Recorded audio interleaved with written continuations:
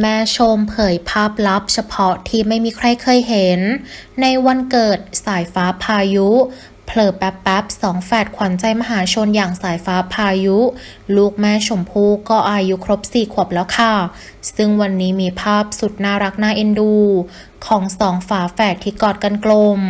พร้อมกับเค้กวันเกิดก้อนโตมาฝากกันด้วยซึ่งด้านคุณแม่ยังสาวชมพู่นั้น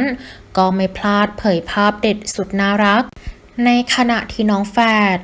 กับวันเกิดครบ1 ขวบที่ทำเอาแฟนๆอดจะยิ้มไปกับความน่าเอ็นดูไม่ได้ซึ่งงานนี้เสียงอวยพรแฮปปี้เบิร์ธเดย์น้องสายฟ้าและพายุ